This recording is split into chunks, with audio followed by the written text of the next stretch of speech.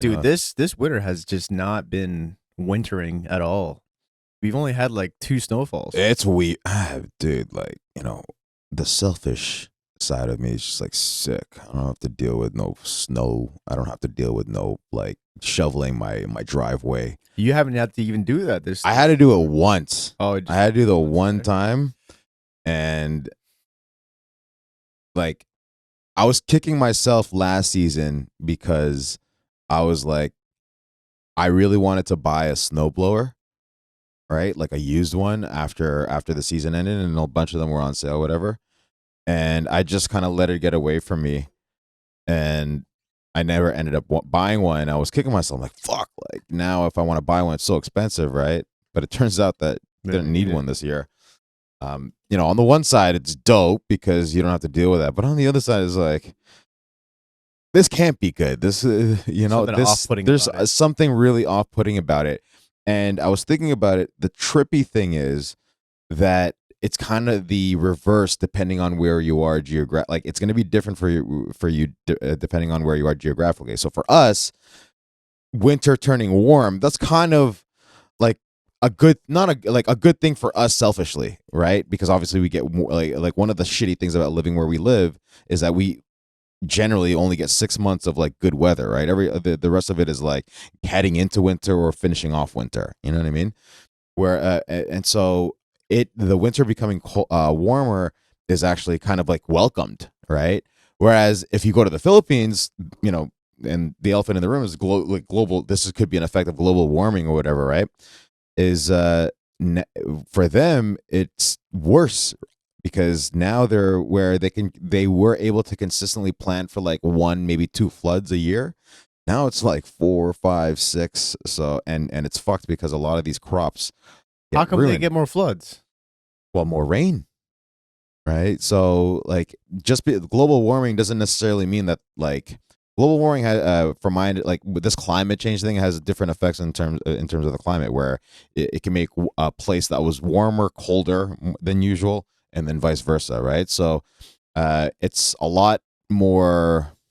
I don't know. I'm butchering this for sure, but in the Philippines, especially where we live, it just results in more flooding, Yeah. way more flooding than usual. Rains more. It just rains more, Yeah. and our town is not necessarily like we're in a delta basically, and the water just like part of the reason why it's actually a great place to farm is also part of the reason why it's a shitty place to farm. It's a Yeah. good place to farm because whenever it floods, it brings in more nutrients, more minerals into the soil, so that obviously you're replenishing like the minerals and nutrients in the soil for the rice to grow, right? But on the other hand, because it's flooding so much, now like you can have a crop that you just planted, and the next day it starts raining, doesn't stop for a while, all those crops are now like dead, and you got to replant it, and it's fucked sometimes because you'll do that 2-3 times. Like whereas before they could just rely, okay, once, okay, fine, and then we'll replenish it the one time and we're good. Now it's like once, boom, it's gone after one flood. Replenish it again, boom, it's gone after another flood. Replenish it again, and there still might be a risk that another flash flood or whatever, like a heavy season, heavy rain can come like the following next couple of days. Fuck. Yeah, so I mean, hey man, There's a bit in there though with the lack of snow. There's something in there. It's I don't know. It's almost like you hate when it's here. What's something that you hate that it shows up, but then when it's gone, you're like, what the fuck? Like with snow, we haven't had this season I don't know. It's a good a question. couple of times. Nothing comes Only to mind straight up. there's something in there. Yeah, that's weird. It's weird though. It is very It is off-putting. weird. Yeah. It's weird because like usually what happens is we'll get a delayed snow. Like it'll come around this time of the year in the early parts of spring. Because when does spring officially start? That starts in April, I think. Anyway, Yeah, we're talking about the fucking weather. Let's plow right through this. And welcome back to another episode of Yes and Perhaps. What's up, my brother? welcome back. Hell yeah. Chilling, man. Yeah, you What know, ep we on? you're in for a great episode when we start off with the weather. Yeah, for real. No, but So what happened this week, man? Episode 15. What happened? What's going on? episode 15. Well, UFC just happened last night. Pretty good card. It was in Atlantic City, I think, and it's kind of a special thing for UFC because UFC. I think Jersey might have been the first and only state that it was actually sanctioned at. Like people forget a time that UFC and MMA in general just was not widely accepted. I mean, you had John McCain, which was a really popular senator back in the day in the U.S., basically just equated it to human cockfighting, and there was a huge push from just the government, whether it be federal or the state level, that was preventing MMA from actually being something that can happen in that state. So, but Jersey, and that's why like Trump actually you'll see Dana White walking in with Trump all the time. Trump was one of the early supporters of MMA. So say what you want about the big dog, but for MMA fans, you owe a debt to Mr. Trump. Okay, but yeah, no, it was a cool card. Chris Weidman came back after he had his devastating shin injury. That's got to be one of the nastiest like injuries that you can get, man. Like a lot of fighters do not come back from that at all. The one where he broke his leg? He broke his shin, yeah, against who was it against? I don't remember who was it against. Oh yeah, that happened to he defended a leg kick from Anderson. That was like it was Anderson, right? Yeah, but then he broke his leg too. Crazy too, right? Like Anderson was involved in two of them, and it's such a rare freak thing to happen. Was it against in the sport. Anderson? That's what I'm thinking. I don't remember. I think it was someone else. Anyway, so but yeah, came back from that. I think it might have been, honestly. I don't know. Look it up. I don't know. I don't remember. But yeah, so it's once a fighter has that kind of injury, man, I don't think that they don't really look the same when they come back. That's a devastating injury. So the injury, folks, that we're talking about is when you throw a kick, if like a couple things can happen. If the opponent checks it really well, it could be enough. So when I say check it, they're actually using their own shin to block a kick, right? And sometimes, depending on how it gets hit, the person throwing it can actually have their shin bone completely break. Yeah, it was against Uriah Hall. It was Uriah Hall, yeah. So and usually when a fighter experiences that kind of devastating injury, they usually don't come back, and if they do come back, they're not the same fighter, right? They're not the same fighter anymore. Another thing that can happen is instead of getting checked by the shin, like if you a lot of times when this happens, it's when like they hit the knee, like when the opponent hits the knee instead. But so at any rate, it's a devastating injury. Chris Weidman is kind of a legend in the sport. He beat Anderson when Anderson was still kind of like in his prime. And yeah, so to see him win after all that, it was a weird fight because of eye pokes. Both of them kept their fingers spread out, and the guy that he was fighting, Bruno Silva, like Chris Weidman had a good point after the fight where he's just like, okay, if you get eye poked, you don't wait for the ref to come in and help you. It's like you gotta assume the ref, you gotta still defend yourself intelligently, right?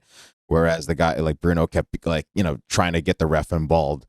Yeah, it was a weird card all around because the ref was a little bit more involved than usual, but it was good to see Chris get that W. That's a convenient thing to say as the eye poker. What's that? What do you mean? Don't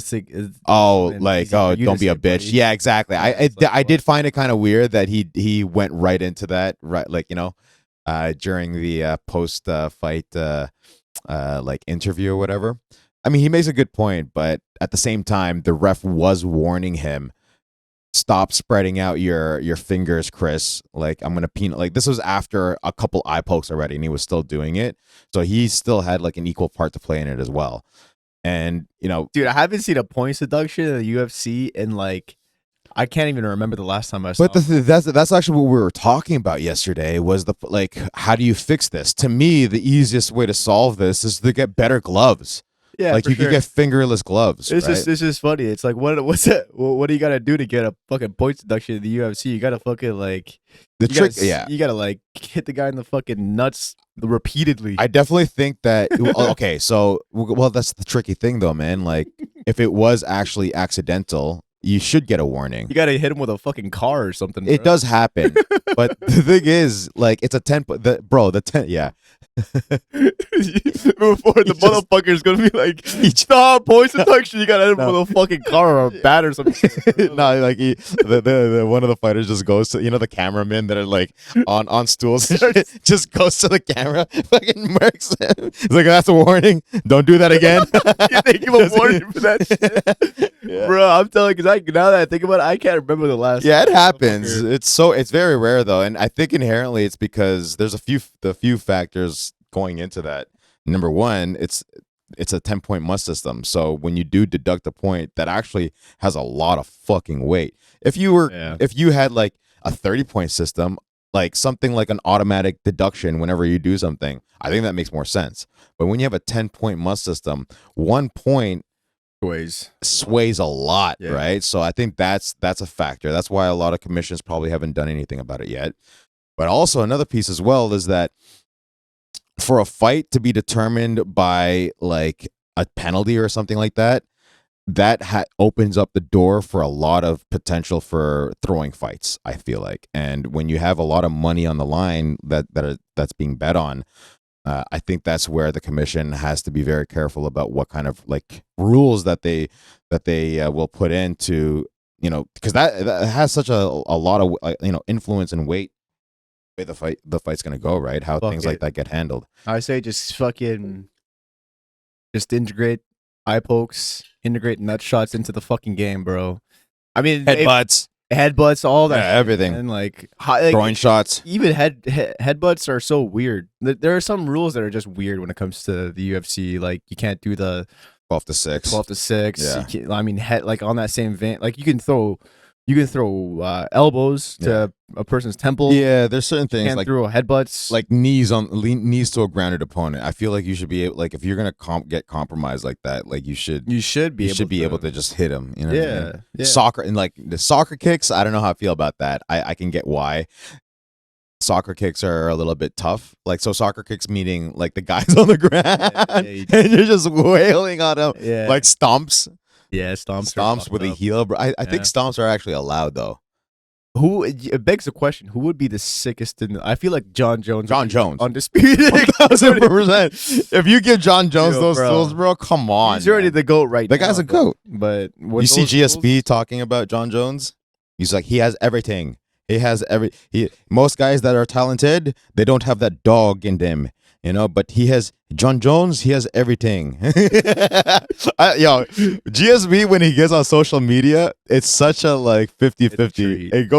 It's a treat, whatever way you look at it. all the time. GSP is a national icon. He is a gem. He should be treasured as a true Canadian, Quebecois that he is. Shout out GSP. Yeah, One of my idols.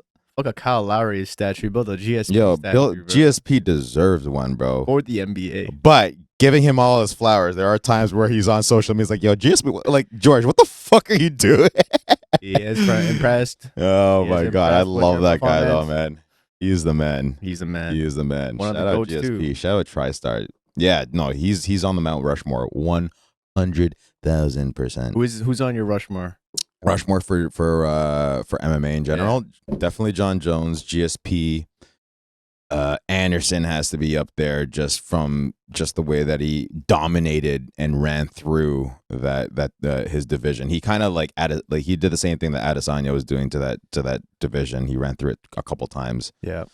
Fourth one's always tough. I feel like those three are definitely always in the conversation, but yeah, fourth one here I would say Demetrius Johnson in terms DJ? of just skill. in terms of Pound just for pound. pound for pound skill Yeah. and just if like let's put it this way. I feel like heavier weight classes are lucky that DJ is not any heavier. Because if DJ were to be in a middleweight build or a welterweight build, bro, it would be game over. You saw his he did a jiu-jitsu competition recently. Yeah. What a beast. Fucking sick. What a So for the viewers that are watching, Demetrius Johnson competes at the weight class of 135. I think it's featherweight. watch that fight, man. Because 135? Is that featherweight? No, bantamweight. I think it was 145 actually. 145? Yeah. 145. Yeah, I think you're right. Anyway, so he was a great UFC champion. He's in one championship now. And now he's kind of doing all the side quests because like he's a little bit past his prime, I would say. He doesn't fight MMA as often, but he's super, super into jiu-jitsu. And his background actually is in I believe wrestling, if I remember correctly. But he just all around great martial artist, but considered to be one of the greatest pound for pound fighters ever in history. Dude, check this shit out, man. This match. Oh yeah, I've seen it. Yeah. Wild. And what I love about this match is the fact. Dude. So we're watching this video right now for the viewers that are just listening. He went into a BJJ competition. And in BJJ, unlike a lot of other martial arts, like you have your boxing and your like kickboxing and Muay Thai, whatever, a lot of it is based on weight classes, right? Whereas in BJJ, it's the only sport where not only can you compete in your weight class, but also compete in an open weight class where basically you can have a guy like DJ that weighs like, 145, 150 soaking wet go up against the guy that's literally like, and DJ's what, 5'4", 5'5"? Yeah. And what we're watching right now is he's facing this guy that's maybe like 230, 240, this guy's 6'3", 6, I think maybe like 6'2", actually, but way bigger than DJ. And so DJ basically just goes in, and a common approach to this for the smaller man would be to not wrestle with him and pull guard and just hope that you could catch him with something, I would think. But DJ actually just chose to stand and engage with this guy. He did pull guard a couple times, but the sequence that ended up winning him the fight was where he actually took him down. Yeah. With this 6 single. I love that. I love how he baited into the knee tap. And see how he knew that he was going to get posted like that. Yeah. So sick, right into fucking side control. Heavy. I love how he baits with the pulling the guard. Like every single time I saw him pull guard in this tournament, yeah, he would get right back up, and then that would funnel into the fake, and then the single leg. Who's really good at that is Clem. So Clem wouldn't do the ankle pick so much as the. Yeah, it was actually the ankle pick. He would use the ankle pick. Yeah, but he would with fake the guard pull. It's really it's a lot easier with a lot easier. Sure. Yeah. And he actually commented on gi versus no gi. He loves the gi. He loves the gi, man. Yeah. Which is great to see. Great to hear from a man. Don't get me wrong. The gi's fun. The gi is so much fun. There's so many more possibilities. Yeah. But the thing is, what makes the gi not fun is those guys that choose to just like hold grips. Because if you have really good grips, man, like it's gonna be hard for the guy to break your grip sometimes, right? Oh, look at that beauty! But if both parties, oh my god, you see that, agree, yeah, 100%. I've seen this. I've seen this fight like fucking 30 times already, bro. See how he uses his weight? Yeah. Like he got that leg on the like all the way to the far side to use it as a counterweight. All that leverage, bro. So beast, bro. Do you think that a lot of this though is kind of like the black belt effect? But in this case, it's not just a black belt. What do you mean the black belt effect? So the black belt effect, where maybe these guys are giving DJ too much respect. I don't think so. Not at all. What do you mean? Like the bigger guy giving DJ respect? So yeah, I don't think so. I mean, no. I mean, the guy was engaging with DJ as best that he can. Right. But like I saw a funny comment on one of these. I don't think it was this tournament, but. It went something along the lines of, in his last tournament, imagine training really hard for your local BJJ tournament at your gym, like, leading up to an event, and then you go to the day of the event, you look at the bracket, scorecard, the bracket, and you see that Demetrius Johnson is in your div. Yeah, trust. That happens, man. That happens a lot, actually. Like there are old clips of like John Jones going to like Naga, for example. So crazy. Matt, like a lot of these guys that are in like the upper echelons of MMA, a lot of them have wrestling and grappling and jiu-jitsu backgrounds, and especially the jiu-jitsu guys, like earlier on in their careers, they were in there. It's a lot rarer for a fighter that already has reached their prime to now go back Yeah. to like the way that DJs You competing, see for less of it example. now. Like UFC fighters going into these jiu-jitsu competitions, like you don't really see too often like a Sugar Sean go. They have definitely They competed, still do, yeah, and it's dope that UFC kind of allows them to do that stuff. but yeah, I haven't seen like a UFC fighter since like Marcelo's run in ADCC. Like I Marcel, remember Marcelo's run. I haven't seen this live. I only saw clips of it, but yeah. there was one ADCC. I think um, I don't know. It might have been in the 2010s, early 2010s, and GSP, Jake Yeah, Shields, and Diego Diego Sanchez, Sanchez were yeah, Roy Nelson, Matt all competed, Serra, and all these. they were already They're already in the in UFC. the Yeah, yeah, UFC. yeah. That's what I'm saying. Like, Yeah. I think it's dope that the UFC kind of allows that, and I think they recognize that, like, it's grappling. You're not gonna get like crazy head trauma But from something like you don't that. have that now. Like a lot of UFC Um, guys don't I don't go know. competing. Well, ADCC also is like I think it's becoming so specialized now with jujitsu that even if these guys wanted to, it's going to be a lot more challenging a lot now more than it challenging because was the way. before because jiu-jitsu's like it's crazy, but it's grown so much in leaps and bounds in terms of. I was thinking about it yesterday. Like this is one of the cool benefits of the internet is that before jiu-jitsu techniques were like guarded like a close secret, right? So like there was a term for people that would cross train or leave the gym to go to another gym. It's crayonch, right? And now because like it's a lot more open, people share information, and you could literally have all the access to all these instructionals that go into the minute details. Like the thing is, when you participate in a MMA class, they don't go into the minute details of a grappling position because there's only so much time in a day, right? So they got to spread that between striking and jits. So you're not going to go into the same level of detail unless you already come to the table with those like those jujitsu skills. Where if you're a black belt or something like that, then that's where like you kind of use that specialty. And same thing with kickboxing. But I think now you're seeing less of that. I think anecdotally you're right. I think you're not seeing that as much, and I think that has to do with the fact that these guys probably can't hang that much anymore. Yeah, with the way the ADC and so ADCC, just to set some context, it's kind of like the Olympics. The Olympics, it happens every 2 years. Happens every 2 years, and you have to qualify Yeah, to earn your spot. usually, unless you get an invite. Unless you get an invite. Yeah. And yeah, I think that the skill level, and so ADCC again is kind of just like the Olympics, and it's only no gi. So there's gi and there's no gi in jiu-jitsu. For ADCC, it's the Abu Dhabi something something championship, and it's only no gi. Best grapplers in the world compete under a no gi rule set, and they have these trials that are kind of like how you earn your spot in the actual tournament. Yeah, like they're like regional tournaments where you collect points, and then because you don't necessarily have to win first, but if you compete in enough of them, I think you can still get registered.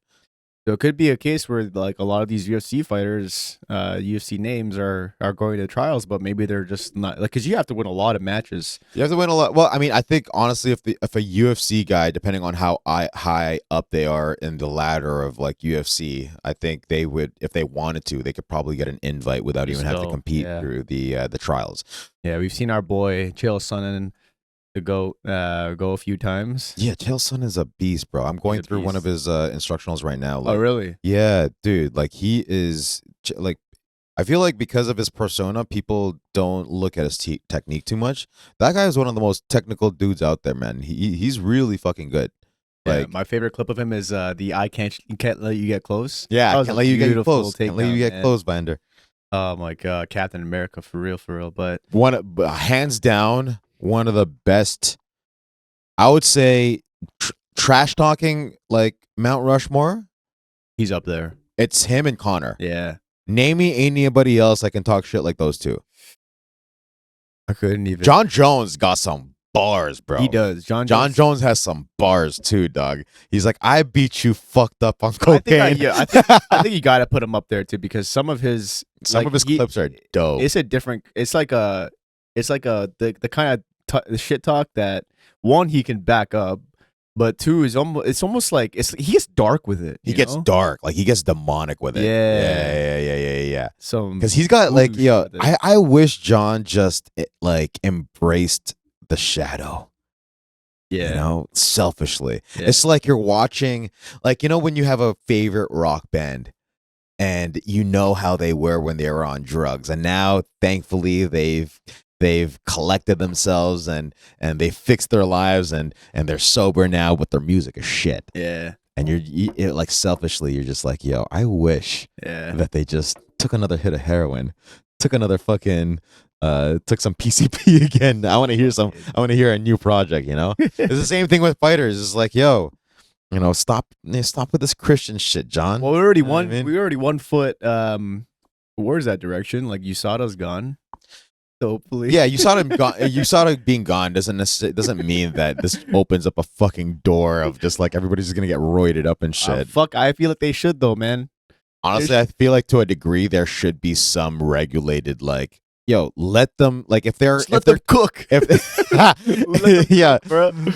but I do see some merit in being like, okay, if a guy's injured, Yeah. let him. Let them. But I think they kind of do that right now. They do let them. They just got to get back onto the pool to the testing pool 6 months before they plan on fighting. So they do let them actually. Yeah. Like not technically, but like they open up the door to allow it basically. Yeah. But yeah, no. I don't know, man. DJ, shout out DJ. Shout out DJ. So going back to the original question, it was GSP. John Jones. Mm-hmm. Fuck. Who else was there? Anderson. DJ. That's Who would be the Rushmore. fifth? this- The four. How many are on I think it's Rushmore? only 4. It's only 4. Top 4. Yeah, I would. Khabib would have to be like, okay, we don't necessarily have to go. Let's go top don't know. 5. Would Khabib be up there? I think I. Okay, if we're talking about like just strictly fighting and like skill, pound for pound. Yeah, maybe Khabib would be up there. I'd have the same top 4. And I'm trying to think like, because I mean, it probably has to be Khabib. Triple C would have been up there had he just shut the fuck up and just, you know, Triple C. stayed retired. Henry See. Cejudo. Oh, Henry Cejudo went on a fucking run, bro. uh, Only man in the world to win 3 championships. well, I mean, look, 2 different weight classes plus a gold medal. yeah. How about Poatan? How about Izzy? Izzy's got to be up there too. Izzy's got to be up there too. I was thinking Izzy, but I think he's second tier though. I don't think he's on the GSP John Jones level. yeah, But he's definitely like I would still say Anderson's still like in this bigger scheme of things ranks higher than me, and then Izzy would be a close second behind. really over Khabib. Now if you add Khabib in that pool, You gotta pull up a list, man, because I feel like I'm forgetting someone.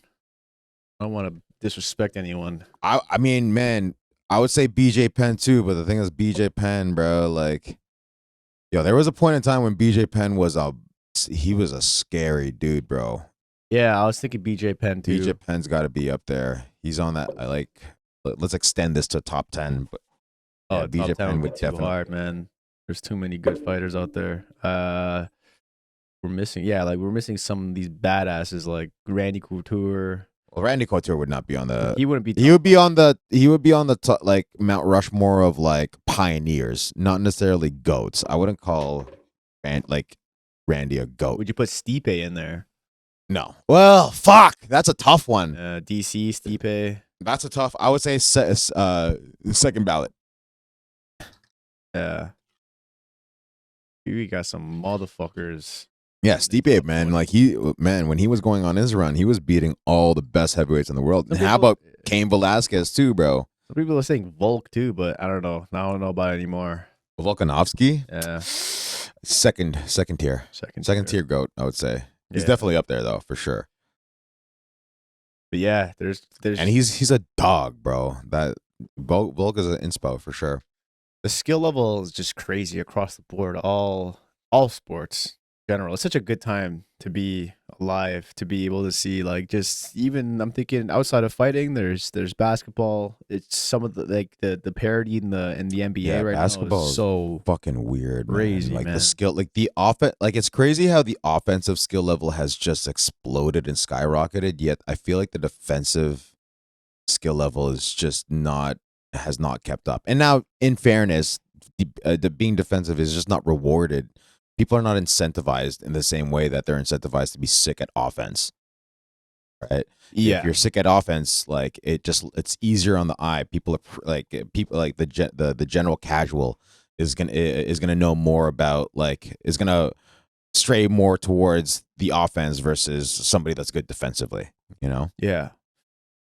I mean there's so many different aspects to it. I think another thing that makes it really incentivized for someone for like a college player trying to make it to the NBA, if you're like a guard position, is just the leeway that the players have now in terms of dribbling, Oh yeah, being able to for pretty sure. much carry the ball Yeah, like yeah, it's all the time. it's the NBA now, man. Yeah. Like you see that clip of Kevin McHale basically he got hezzied by who the fuck hezzied him?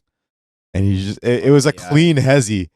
And he's like, "No, travel that's a travel." Yeah. Yeah, but Yeah. these Oh, guys were like in the when they were late 80s. practicing, yeah, I Yeah, saw when they that were clip. practicing, Yeah. exactly. And I Kevin think it was McHale was Dave. just like seeing Danny Ainge, yeah. Yeah. And Kevin McHale was like reacting as if he saw a fucking demon, bro. Yeah, well, that's what the game was. So it's unfair to compare.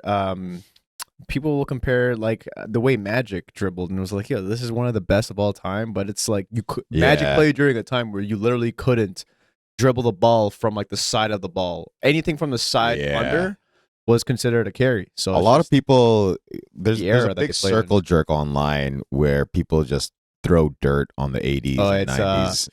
we done with the 80s. Yeah, We yeah, done yeah, with yo, yeah. bro. That Now, guy's in so fairness, a funny, lot of those man. people in that era also don't give people like players from this era any flowers either. They kind of like are a little bit dismissive. But They're the ones that started it. yeah, you It's think so? yeah. They're the ones that started it. Oh yeah, How for do, sure. how do you figure? Well, like Because I mean, from as early as I like can meaning the remember. older people were shitting on like Yeah, okay. yeah, they're the ones that started it, and now it's only when we turn it around on them. It's like, And people oh, want to you cry gotta about give it. more flowers. You gotta, they're fucking crying. But no, Yeah, you're the ones that fucking started. You yeah, old you think so? motherfucker. Yeah, eh? Because how like from as early as you can remember too, probably like it's always been like the players. It's always been the players of today's age like, they wouldn't last in the 80s. They wouldn't Oh last yeah, against Jordan. yeah. You just yeah, You know what I mean? There was It was you're right, never the you're other way right. around. I see what you're saying. So now that it's turned on its head a little bit, they're gonna fucking run off and cry about it. Oh. Honestly, man, the game's grown so much that like players from this generation would Destroy. destroy. But I will say the guys that were on the upper echelon of that generation would destroy a lot of this generation too, though. Well, they would definitely like I think Michael would have probably they would put up thrive. like 50 a Yeah. 50 a night, bro. Yeah. With the way that the rules are now, easily. Yeah, but 100%. But and they would adapt. They would adapt to the rule set, and it's not like if you were to just take a carbon copy of MJ back in the '90s and just paste him like control paste him into today in the 2020s that him with the same game would thrive. No, it probably wouldn't. He would adjust. He would adjust to all the rules around like carrying and gathering and all these different steps that players utilize today, and it's just a different game. But it's a different game, and like I'm on the side of that like you can't compare. It's fun to like talk about like who's the GOAT and stuff like that, and you can have your. I think it's subjective at the end of the day, like who's like the best of all time. And the thing is, like, it's gonna depend Because it's impossible to compare. It's well, impossible it is. to No, it's not compare impossible. You could generations. definitely compare just from numbers, but then even then, like, how deep are But how you can you looking at those numbers? Yeah, right? and- Because there's so many other factors and variables. There is exactly. Like, It's like how unfair it is to compare like today's fighters to fighters of the UFC back in like the 2000s, right? Like you just can't. it's a great conversation, though. You You know, just can't, people yeah. get so they dig in their heels and just fucking no, like they're fucking. It's like you would think that their identity's based Yeah. on like the result. You think that they're related to like Yeah, it's just like, is like Michael your dad? yeah. Is LeBron your fucking father, bro? Like, Dude. why do you feel so strongly about it? Yeah, like in what general. like what kind of literally people will like People get so weird get about their so sports, worked up man. about They get it. so worked up about their sports. But Man, that I think that's a great testament to just how, when people I feel like people that get really into that where it becomes their fucking identity is like, yo, you have nothing else going on in your life. I don't. which is Maybe that's just it's fine. It's You know, if fine. That's It's that fine. people But have it's their just interest like, in their hobbies, and if that's sports, if they feel that passionately about their sports, then that's what that's the way they 100%. go, But don't get mad at me, like just being prejudiced to you. That's all. Yeah, yeah. It's great. And I sound like a fucking schmuck saying that, but that's just how I feel about it. Yeah, I'm gonna stand on that. I'm gonna stand on business, dog. they take it to another level. You see that guy that there's a guy that's on TikTok or Instagram that just he basically goes to these sports events and he just stands there and talks shit to Yeah, dude. Like- I mean, great way to get content, but a great way to get fucking murked. Yeah. Like, and it's happened a couple times where I think people have actually like physically like assaulted him. How crazy are those people though, man? Man, Americans are something else when it comes like To their sports. The stereotype of them being loud and boisterous in other countries, it's 100% valid. And there are times like part of the reason That's good content though. I will say it is great content. It entertaining is, as but fuck. but it's kind of disheartening seeing how Oh yeah, let it flow out, man. Just let it come out. how fucking autistic some people in some of these campuses are, because I watched those Kirk, what's his name, Kirk something. He goes in and he's just like he'll talk about like conservative values versus like liberal values a lot of the Oh, dude, that What's his content's name? great. I love it. Yeah, Charles Kirk. Charles Kirk, like Kirk. shout out Charles Kirk, man, because he And- frames these conversations in ways like, I'm just asking you, Yeah, do you have an answer? And Yeah. it's wild yeah. to see some of these parasitic ideas just infect a lot of the campuses. And I love the line where he's just like, you spent a lot of money on this tuition and you can't tell me what this is. Yeah. Like something very simple. Yeah, right? yeah. We don't have to necessarily get into the content, but I think that's great. Like it's in the same. It's in this. It puts a mirror to the next generation. Yeah, You know what I mean? that's exactly what I do. Yeah. So both. I'm Sometimes saying it's both. scary, Both bro. channels. Both channels do that. Yeah, Right. yeah. But I will say, like,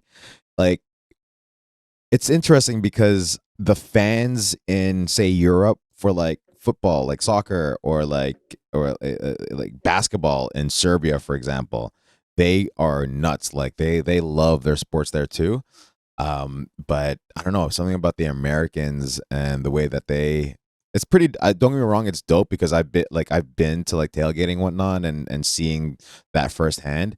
But I think it's also part of that. That comes with the territory of having sick athletes, right? And I think the reason why Americans excel so much at sports is because the amount of attention it gets, and the more attention it gets, the more funding it gets.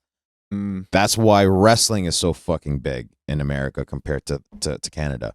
What kind of infrastructure? I wish wrestling was bigger here in Canada, right? Like, unfortunately, there just isn't that same culture with that in Canada, right? Like, literally in the States, you can go into a regular tournament for wrestling and we'll see like 5,000 people, 6,000 people in a gymnasium over the weekend. And that, like, people are going, like, losing their shit watching like 5-year-olds compete. Yeah. You know what I mean? So I think it's dope, but I think because of that, like, you don't necessarily always get the best and brightest in the stands. Yeah. Right. That's a good point. Actually, I never saw it that way, but that's a really good way of looking at it. That's why the markets there are huge and why there's so much money in it. So yeah, I mean, fuck, that's a good perspective. But yeah, from the outside looking in, it's crazy, man. These people just love their fucking they love their sports. They're so passionate to the point where they're. I always just think that there's a fine line between like passion and like just too much to the point where you're willing Too to extra. well, you're willing to fucking assault someone over like Yeah. a guy that's names on your jersey that doesn't even know you. You Now, know? in fairness, I'm not sitting here and saying when I was that age I was the smartest friggin' tool in this shit. I sure thought I was, but I was not all there. So I think for especially from the collegiate level, I think you get a pass because I feel like a lot of those people that are probably watching that are probably being recorded in those videos, they're gonna watch it later on when they get to like our age and they'll be like, oh fuck, Yeah, they're gonna be cringing. You're gonna be cringing Just like, hard. oh, You know what I man. mean? Like, why'd I like But that dude. given that some people don't grow out of that, like if you go to like Philadelphia Eagle game, man, you might get beat up. If you go to like an Oakland Raiders game back in the day, bro, people get murdered at these games. Yeah. That happens. That's a fucking thing.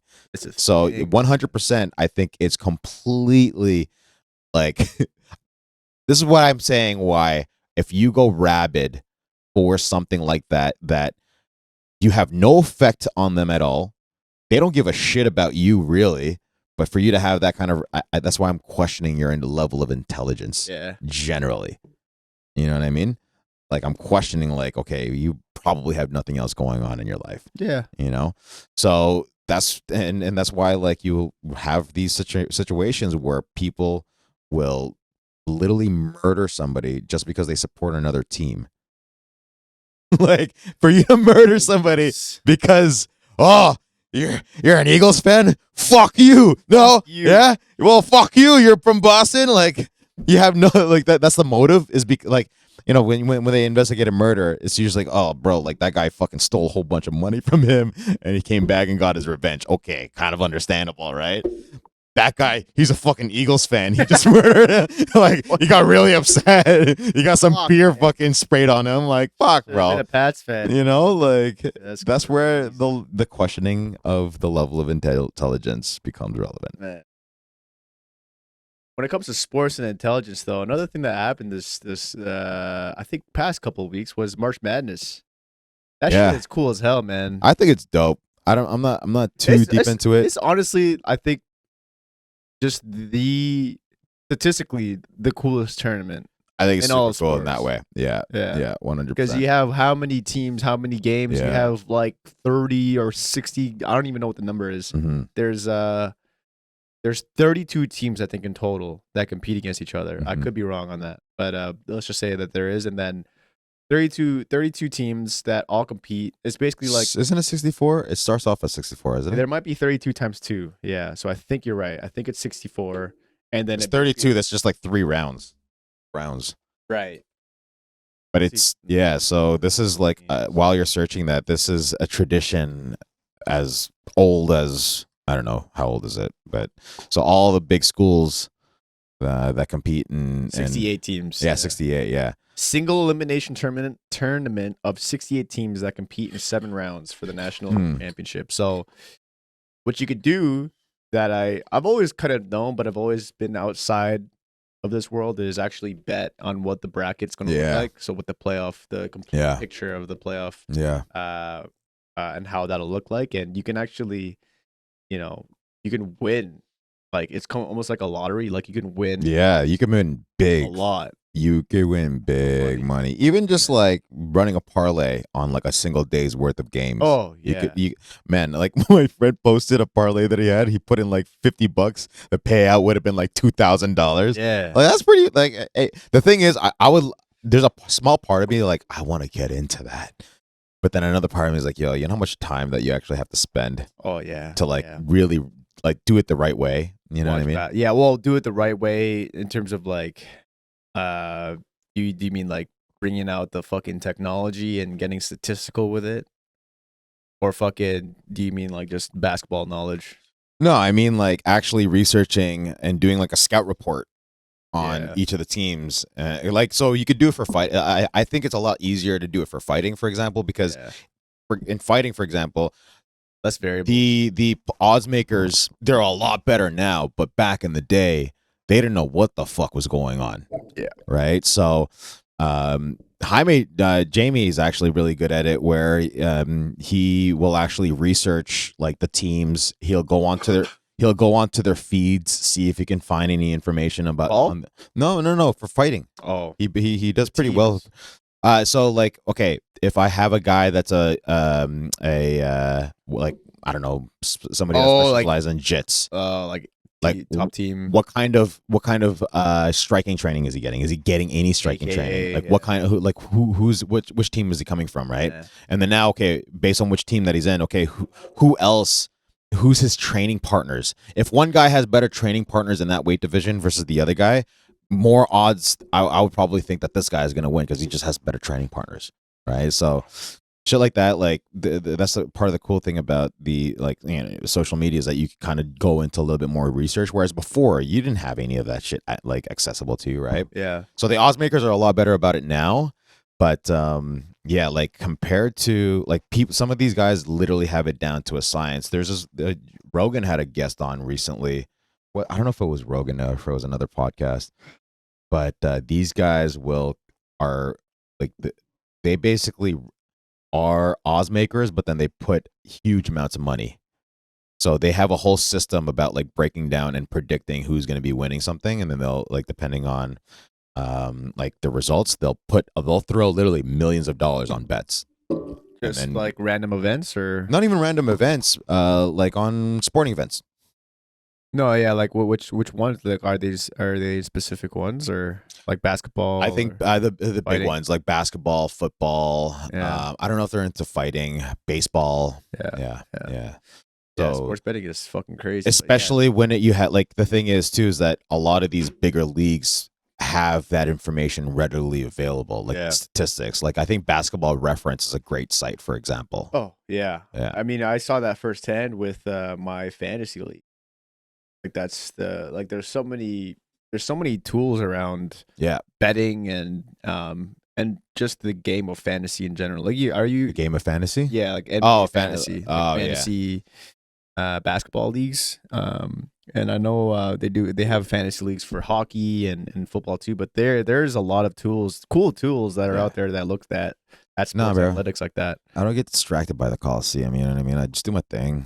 I just progress with my own journey, and I don't really have time for like watching like sports like that, like I'm trying to reach the upper echelon of like human existence, and I think that stuff just like is just just this age's Coliseum, it's just a distraction, But what's cool about the March Madness is that the odds to win and get a perfect bracket are actually fucking insane. And I think my buddy told me that the person that got the farthest only made it to like the second round in all of history. Yeah, and that's like it's pretty much impossible. Like I think you have better chances of winning a lottery versus guessing a correct bracket. What was it? Let me just get it real quick. If I can find it real fast. I think it was like 1 in like not some stupid number, like 1 in 9 quintillion billion or some bullshit. Wild. Like it's ridiculous. Yeah, that's wild. And when you look at it in like just the context of like just the amount of teams that are on it, like it's just 68 teams. It doesn't seem like much, right? It doesn't seem like much. Yeah. All the possible different combinations of and like the thing that's possible permutations and the consequential of the like, because a lot of upsets happen. Yeah, like that's part of the reason why it's fun to watch, right? Yeah, like those buzzer beaters. Yeah, exactly. One game playoffs. So who do you have winning? I don't follow that shit at all. Final four right now is I think Duke's in it. Oh, it's already at the Final Four, eh? Oh yeah, that makes sense. It's pretty much the end of the month already. Yeah. Shit, bro. Alabama's in it. March 31st. Today's March 31st, folks. UConn. My goodness. Yeah. This year is just getting away from us. Yeah. Yeah, we're already 4 months into the year. Am I only supposed to hear it on one side, by the way? Just as an aside? Yeah, okay. But yeah, the Americans and their sports. Gotta love it. Gotta love them. What the fuck else happened this week? So we talked about March Madness. Well, something that didn't happen this week, but happened, I think, a couple weeks back now, is that the great and powerful Akira Toriyama has Oh left this yeah, plane of existence. we talked And about him the other week. did we actually talk about him? Yeah. Did he come up? We brought him up. In terms of our Rushmore of Mm. anime people, anime creators. Kira. That was before he passed, right? We talked about Yeah. that before he passed. Yeah, so he passed away. So for those that are watching, Akira Toriyama is a creator and author of Dragon Ball Z. And, Big, huge inspiration. big inspo. Big influencer. Man, I remember being a kid watching that shit. He was an influencer before influencers. And yeah, like one of the first TV shows that I got into when I first came to Canada, that shit was on YTV, the original Dragon Ball. Some of my earliest memories is literally being at Mark's house or Mark's apartment at on the 7th floor, in the corner unit, back in the building, 3045 Queen Frederica Drive. Shout out that building in that area, Applewood, baby. But yeah, watching that shit and then getting into Dragon Ball Z, Dude. and then Dragon Ball GT. I remember going back home to the Philippines and seeing what Dragon Ball GT was about, even though, yeah, like crazy. Legend in the game. Legend. Flowers. Legend. He lived till R.I.P. like he was, 68 or some shit? Yeah. Lived till his 60s. Yeah. Which I found pretty interesting because, he's Japanese and, usually Japanese people live pretty long. I thought Yeah. 60 is pretty young. Oh, fuck, man. I mean, like, what would be a good age for that you would want to die at? For me, I think I could get to 100. You just want to get to 100 just for the... Like, I could get to like Just 100, get there. 100. Like, because I think back to like Abatoning. So Abatoning is our great grandfather. He was 99 when he passed away. And he was fine up until he was 96, till when his hip started bothering him. So I think between the medical advancements and things that will be available to us by that point, I think I'll still be pretty good by 100, I want to be fucking working out, pumping iron until I'm like 80, bro. Yeah, exactly. I want to keep going. 100%. It's so important to fucking lift, bro. I feel like, Motherfuckers, yeah. You got to do it. You got to Dude. do it if you want to live a long and painless life. You got to go out there and lift a few heavy objects, do it for repetition. And man, yeah, like I said, when I'm 80, I want to still be able to fucking walk and not have any knee pains and shit like that, bro. And there's people out there that are killing it, doing exactly that. And they look good. Part of the reason why I want to be successful and have resources and the means to, like from a financial standpoint, like for it not to be an issue, part of the reason is so that I can afford all of the medical advancements. Like, yo, I want to get people talk about, oh, if I make it big, I want to get the nice car and all that. But yo, if we get in the range where money is not as big of an issue anymore, I know what I'm gonna fucking do with it. I'm gonna fix up my injuries, bro. I'm gonna try to, at least with whatever money can buy, right? Like getting a bunch of stem cells loaded up in my shoulders, my knees, my back. 100%. And then who knows what's going to be available, say, by the time we are 80, 90 years old. Maybe you can basically regrow a heart. But like at some point, okay, would you want to be immortal? I think I wouldn't want to be immortal. I think that sounds like a fucking terrible time. No, I wouldn't want to be. I think part of the not to sound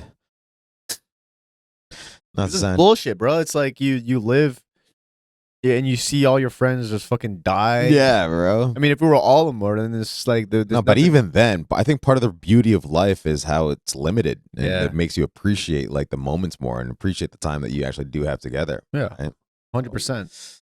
Otherwise, if we did anything, imagine doing anything and knowing that, oh, it's fine, you're gonna live forever. Like nothing would have meaning. You know, like, do you think Elon would want to fucking, I think the reason why you got guys that are trying to change the world is because there's an inherent clock. Yeah. To this shit. There's that limitation for sure. But I think, I think if I do get to that age, that I like to think that I would be like just experimenting with all the different kinds of drugs. Oh, yeah. Like probably by then, like, yeah, I'm down for some meth. Yeah. Yeah, I'm down for some heroin. Let's see what this Crack. feels like, yo. Yeah. You know what I Get mean? fucking, let's Yeah, party, yo. like I don't want to be like limping into. I don't want to be. I think Anthony Bourdain has a great quote about it, where he's just like, by the time I die, I want to be like crashing into the finishing line. I don't want my like car to be completely perfect or anything like that. I want to be like skidding into that bitch. Yeah. Now, the way that it actually turned out for him, probably not the way that he had planned, but I thought the quote was beautiful. I thought it was great. I think it's like, yeah, you have one body, you should respect it and whatever. But at the same time, it's just like if you played it safe so much in your life that you didn't really get banged up along the way, like maybe did you have the most fulfilling life? Yeah. Right. So, shout out to Bourdain. Shout out Anthony Bourdain. Great guy. Yeah, missed. It's crazy, man. Like there are times when I'm like, I associate Bourdain with food naturally, like a lot, right? And anytime that I'm doing something like, fun, like not necessarily fun, but something that like Bourdain I think would like, I'm like, yeah, Bourdain would be proud right now. Like when I remember being in like Thailand, in like Chinatown in Thailand. Yeah. And Mina and I were like eating in the back streets, whereas literally just like this alleyway, but the bombest food, like these noodles that we had. But literally, we were on a stool, this little folding up table, and then like on the next, like it's just a typical alleyway inside like the city in Southeast Asia, right? And I just remember thinking like, man, Bourdain would be proud right now. This is such a Bourdain thing to do. So and that still happens from time to time. I'll be like, having a similar experience to that. Like, yeah, Bourdain would be proud. Because you probably watched a lot of his Food Network. Oh man, huge man. Because back when I mean like Saturday mornings, people would be watching like cartoons on Saturday mornings was a thing back in the day, right? Where a lot, and then part of that for me as well was I would be watching a lot of like YTV, but I would also be watching a lot of Food Network. Yeah, and he was on that early.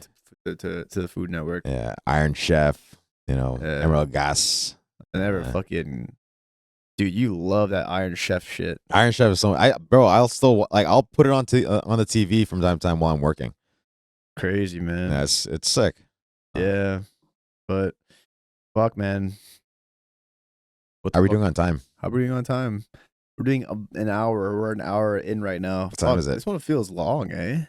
Feels long? Yeah, 10:55. Feels like we just got started, brother. Yeah, fuck, man. You gotta get that energy up, man. I know the fucking golly. The fucking I don't know, man. I can feel some phlegm in my throat.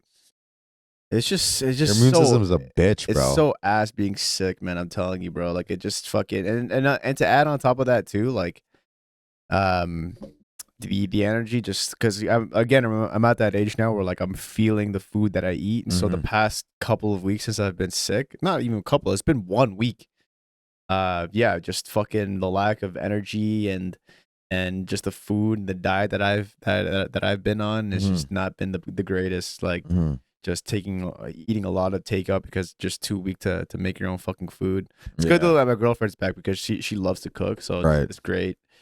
But yeah, it's just man, like a lot of fried foods and soda and it's just brutal. Yeah, I definitely can like what am I trying to say here? I can empathize with that because obviously like I've been there and exercise. No exercise is the biggest. I find you have to embrace the suck in those scenarios where it's like, yeah, this sucks.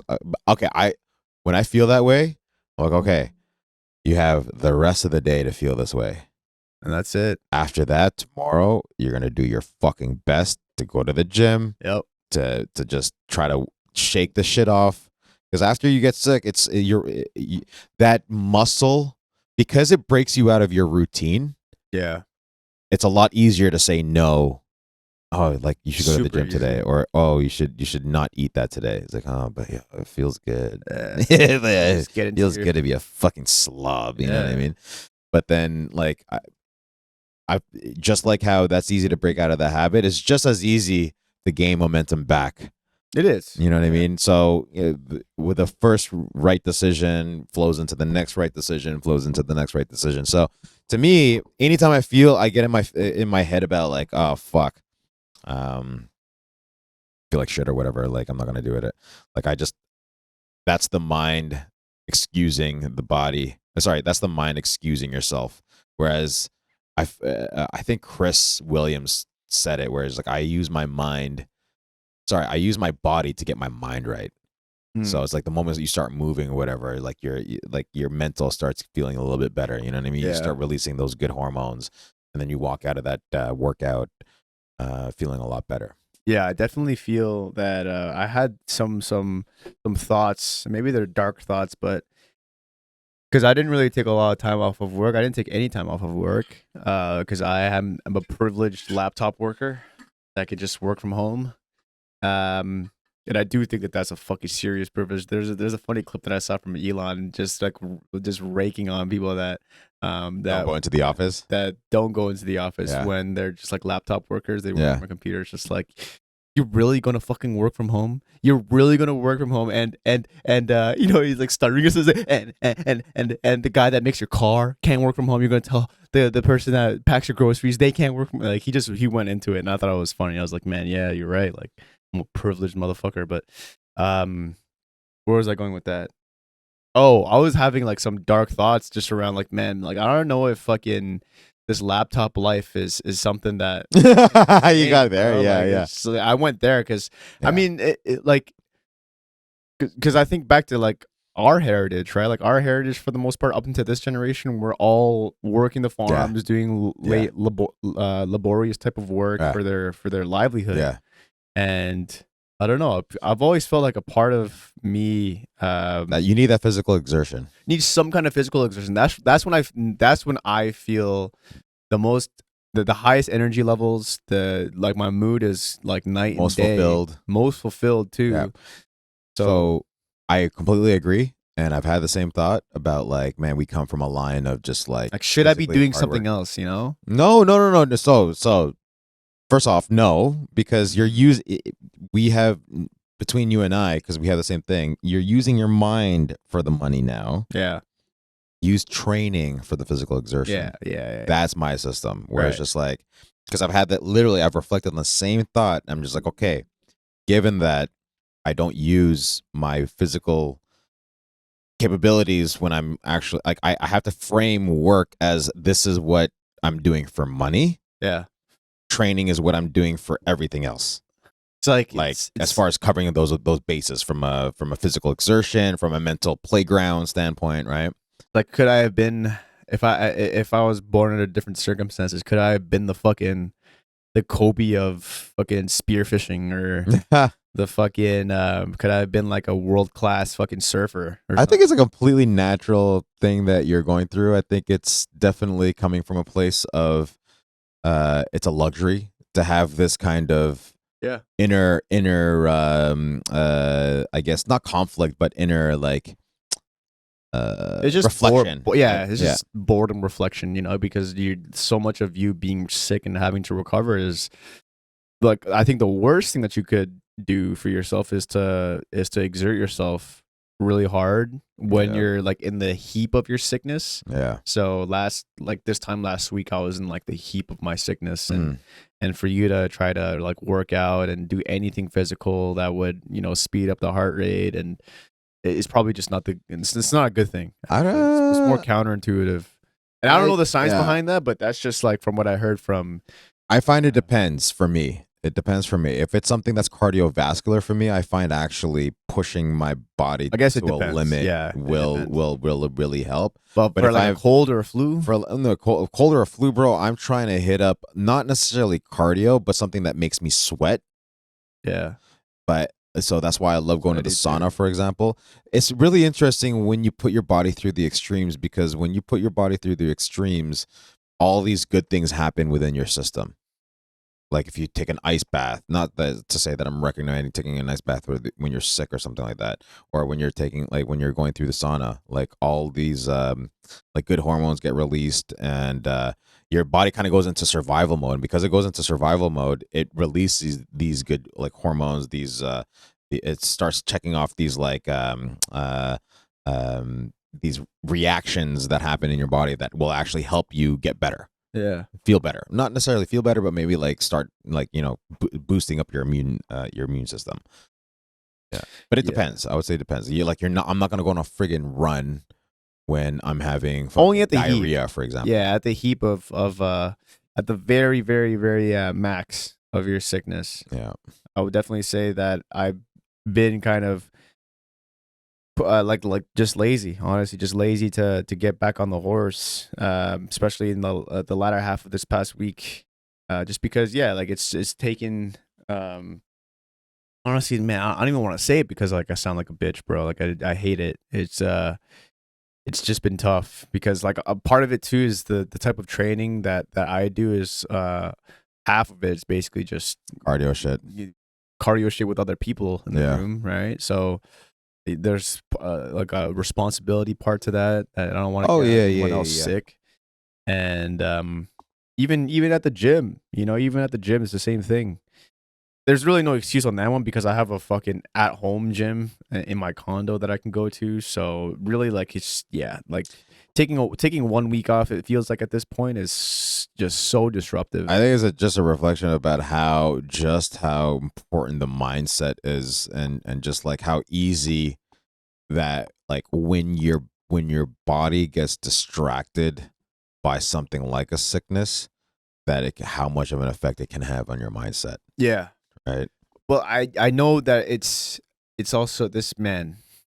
Like how I'm feeling right now is kind of how a lot of people in general are feeling. That Probably more so than you, just because, or maybe worse off, where they don't even realize it, just people where it's that coming are from. depressed and fucking yeah, man. Like those like what better way to fucking handle depression than to just work out.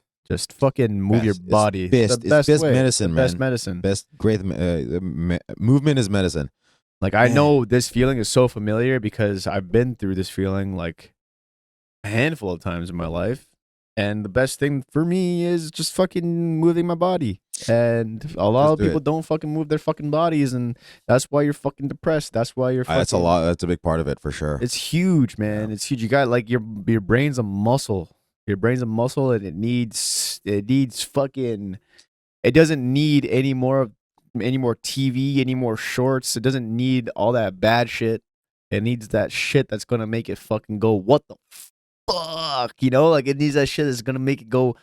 Like I'm gonna fucking die. Like like What the you need to fuck? simulate that shit, man. Yeah, I mean, Because bro, when you go out for a run, you feel like dying. Like for the people that especially aren't in shape, oh that yeah, first yeah, few yeah, runs yeah. that you do to get to that point where you're running And that's consistently. people don't want to feel uncomfortable, but man, like being uncomfortable is Yeah, valuable, man. It's character building, dude. Like I character, already know that this character dev. this week coming back into jits and into lifting is going. I'm gonna feel like shit. I'm gonna feel like death. But on the other end of that, You're gonna feel better I'm about gonna it that feel you did it. better. Yeah, put one for you just gotta put one foot after the next, and get back at it, and Yeah.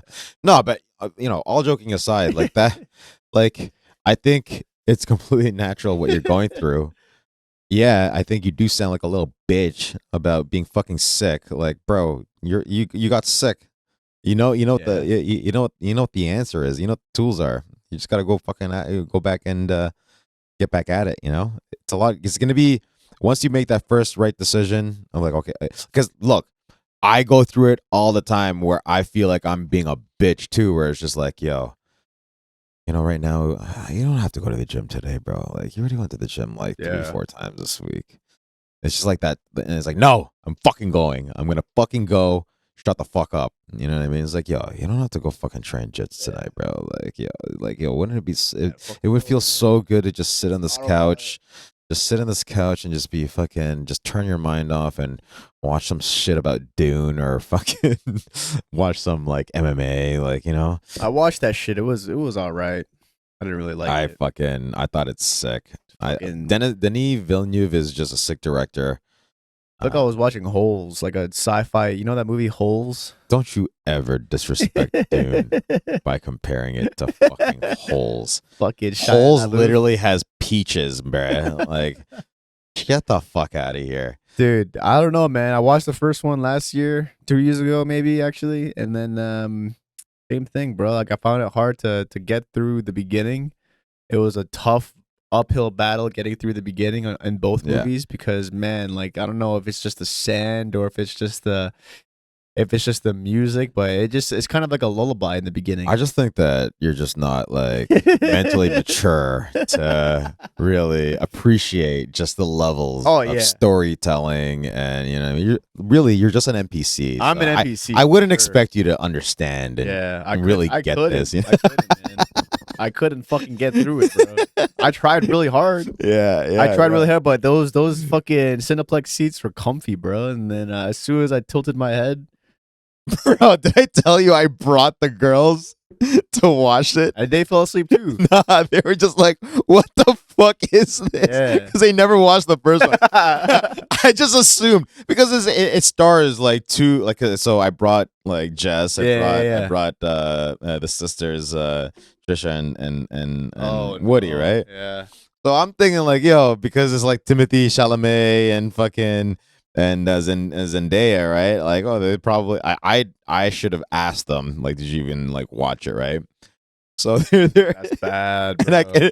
yeah, there were a couple honest, bro. times early in the movie, Trisha was just like, "Yo, what the fuck is?" This? I'm like, "Wait, you didn't watch the first one?" He's like, "No." It's like, "Yo, who is this fat guy in this black shit?" No, it was like what I really like about it, and is the author's like the way the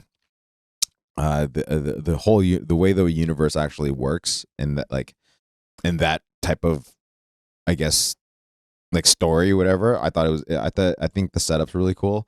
I just really like Frank Herbert, who's the author, the way that he basically talks about like how a lot of our interactions as humans and whatnot are based on words, are based on like our minds, obviously, right? And I think it's a big exploration into like into the human mind. I think it's really cool that way, right? Yeah. But you just didn't get it. It's not that I didn't get it. I could Yeah. appreciate those things too. Maybe not at the level that you're at Yeah. after my first watch. And I'm sure that if I like throw up a review video, there's gonna be a lot of things that I missed. That you miss, yeah. But I'm sure, bro, like I've only watched them once through each, and like they're like mid to me at best, you know. And 100%. There's a lot of things that I missed. Don't get me fucking wrong, and I do understand the significance and the weight that series of work has on like the work Just that on the I love influence. today. Yeah. But bro, I didn't don't get know. it. Like It I is said, what it I don't is. know if it's about like I don't know if it was all the sand or if it's all the fucking Yeah, what are these some worms, bro? bald dudes, fucking this whole bald The species. Mentats. The Harkonnens or whatever. The Harkonnens. Yeah. I don't know what it was, man. I just put a lullaby in my brain. Just I don't know. Go to sleep, bud. Bro, anytime that there's like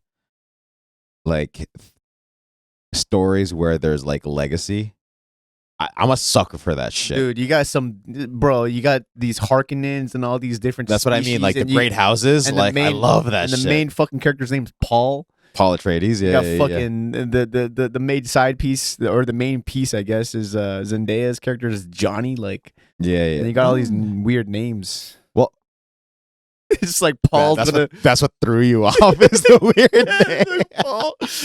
Paul. This guy's name's Paul, bro. Yeah. Well, Paul Atreides. Like what? look into the lore a little bit more. Honestly, we're not gonna get into it right now, but it's sick. It's sick. Yeah, Just like you sound like me pre One Piece. Yeah. That's basically what's going on right Yeah, now. You know what I mean? Yeah. Yeah. I know it's sick, but like, like you could have given these guys like more like alien type names, bro. That's what threw you off. Yeah, Was the fucking name. fucking guy's name is Paul. So bro. you were already murked from the beginning. As soon as the guy's name was Paul, you're like, yo, bro. fuck When this. I learned Fuck of this. Zendaya's character's name, is like what Johnny? Like yeah, you couldn't Johnny, yeah. like, That's like John. No, she said Johnny, like Johnny Bravo, bro. no, like, she didn't say that. It's Yeah. Chani, bro. Johnny, Chani. Johnny. Chani, bro. She said Johnny, bro. It's fucking Johnny. Anyway, fuck, man. Fucking Paul. That's what man. threw you off. Is the Paul is fucking great. name. You're We can talk autistic, about man. I swear to fucking God. Paul and fucking What else was I gonna say? fucking sand. Oh, so I will say though, even if you might not get into that, the director of that movie is a sick director. That's Who that's is another again? thing. Is like even aside from all the story and shit, just like the cinematography, the way that things were shot. Like say what you want about the fucking sand, but like in terms of CGI, I thought the CGI is really well done in That it. was dope. Yeah. But yeah, Denis Villeneuve, he's Quebecois.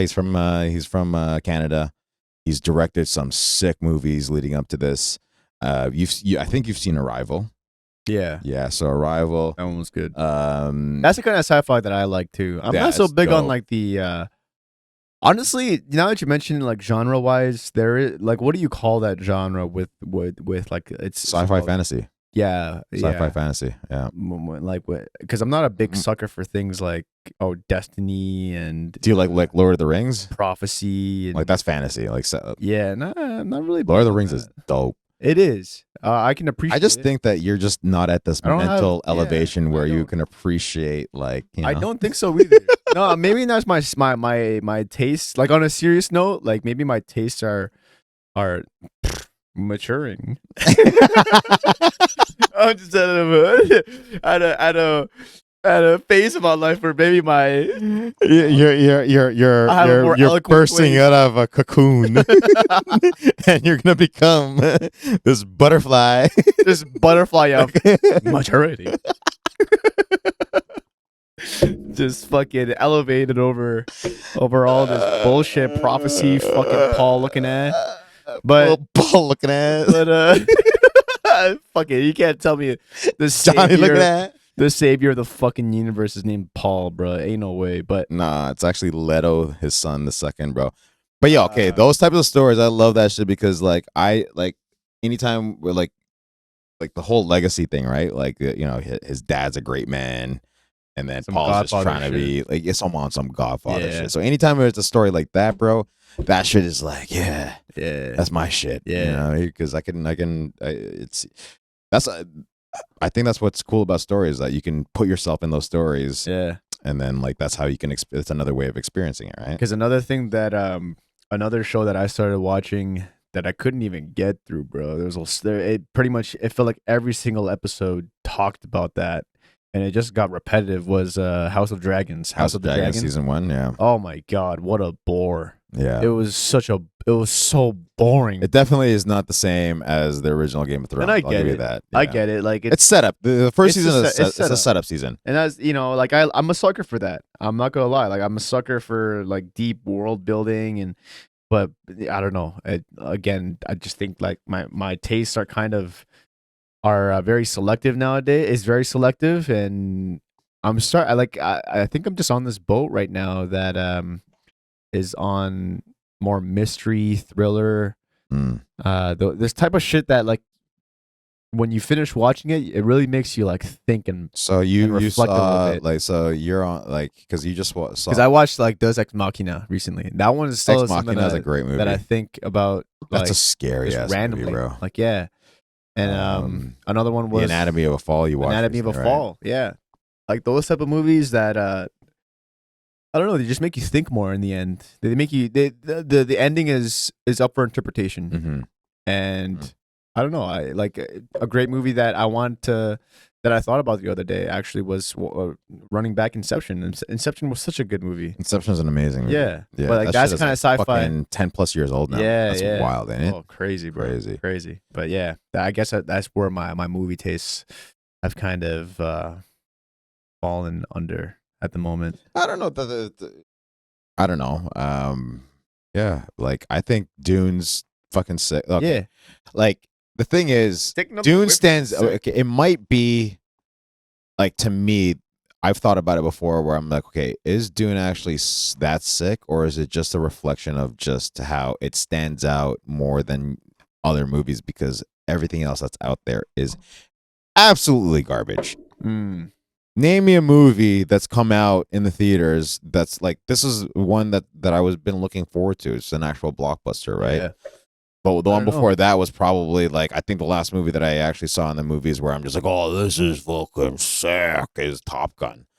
Yeah, Top Gun was a great Top Gun movie. was fire in the Top Gun was a movies, great bro, in the movie. theaters. Yeah. Woo! Once that No, first that first opening scene came in, the music kicked in. I'm like, brother, let's go. do you think it could have been? It could be because there's just more and more money being thrown at like streaming services and but like bigger budgets are being thrown more towards a TV series nowadays than they are at good No, movies. I don't think it's that. I I think mean, it's these directors are just garbage.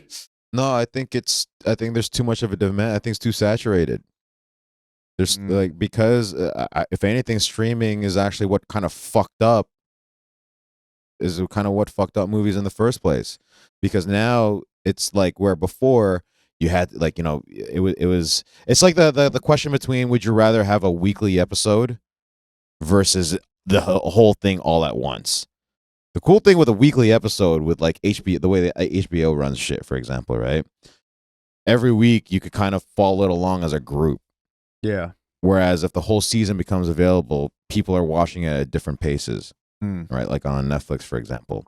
So you kind of lose a little bit of that fun. Like, bro, when Game of Thrones was first like really on its run, on a weekly basis, you could have like you would talk about what happened. What do you think is going to happen on the next episode? It was a lot more engaging, right? Whereas now, because episodes become available all at the same time, people are watching at different paces, so the experience is a little bit different. But I think because of that, because there's such a demand for content, that it gets diluted. So, and where maybe there's 10 projects, they're spending like $20 million each instead of like just two projects, $60 million each. Like that's where you maybe get a little bit of a difference in terms of funding. yeah. But I think streaming had a role to play in terms of kind of like fucking up the game for everybody. There's a man movies now are like Disney's dropped a lot of movie projects. Like they're figuring out that just because they're gonna make a bunch of Marvel shit doesn't mean that everybody's just gonna enjoy it. Which is wild, but yeah, they went A on a lo- serious run, they a decade-long run with yeah that they shit. cut out a lot of movies Yeah. that were like I think they even cut out that Wolverine and Deadpool movie. Well, I heard the new Spider-Man movie was trash. That Spider fucking the lady one. Yeah. Yeah, who would have fucking guessed that would have sucked? Well, fuck, they could have made it good, but Madam Web, whatever the oh, fuck. As yeah. soon as I saw it got announced, I'm like, yeah, no, this is gonna be trash. Like, You this is know gonna what be movie's trash when fucking our homie fucking Hubert comes out of the woodwork and What it's would just he like, say? nah, that shit's trash. He just came out of nowhere, like on one of our chats, and this is our for some context, our boy Hubert is kind of he's a bona fide lurker. You know, he doesn't really type too much. He's one of those guys in the chats that only make an appearance every blue moon. I Yeah, would say. exactly. He's one of those cats where it's like you got to message him on the side. You'd be like, yo, can you answer on the chat, Yeah. please? Like, fuck, bro. He's that cat. But he's lurking. He's there. He's always looking. You know, he's always looking out for the homies. But yeah, he met like the two messages that I remember in since the year started were one that when someone was asking about Madam Web, and then he just came out of nowhere. I was like, no, don't watch that shit's trash. And the other one was earlier on the year when sometimes what'll happen in my chat is someone will share uh they'll share like an Uber Eats code or a promo, Mhm. and this was a really good one. And he fucking came in, swooped that shit, and before that was like months Months before where that. we saw a message from this guy. Yeah. But just out of like nowhere for this fucking Uber Eats code. Yeah. He comes in, he takes that shit, and he's like, Yes. "Thanks, my guy." Bro, it's crazy, man. Like Yeah, the guy's shout out Hubert, bro. The guy's lurking, but he's always there. He's Shout out always our there. guy. Shout out our guy. We're gonna be going to Mexico with him in a couple of weeks. Yeah, It's gonna be fun. we should do a pod there, man. I'm not mad at it. Yeah, Do we want to bring the shit? we would have to bring this shit. Yeah. Yeah, I mean, we can make it happen. Well, let's talk about it. It's actually not that big of a lift, to be honest with you. Yeah, And we should have a nice room. I'm down. yeah. One thing is actually for excursions. One thing I want to do is I forget what the name of it is called, but they have these like pothole things that happen where basically it's like a big hole in the ground, but then there's a beach inside. I forget what they're called, but I think I'd be down to check out something like that, like one of the nicer ones. I'm not sure if there's any temples nearby. I'm not mad at doing that either. Well, But fuck it, we can have talk it. about it Yeah, with we the should- boys. we should Who's think- coming? Okay, so me, you, Steve, Hubert, Tim, Tim, Boyan. Boyan. That's it. Yeah, Boyan, Tim. It's gonna have to be three of us. Me, you, and Pod. Yeah, I think that's the way to run it. yeah, that is for sure. I think that's the way to run it. Yeah. Anyway, I think that's it. we should Let's wrap it. Yeah, let's wrap it. 1 hour 30. And that is another episode of Yes and Perhaps, folks. Thanks for joining. Thanks for tuning in. I shout out whoever those 26 viewers are from our last one. Shout out. You know, Appreciate you guys. appreciate y'all. Subscribe, man. Subscribe to us, man. Subscribe, mother. For more fucking bullshit ass content like this, subscribe You know, and prescribe.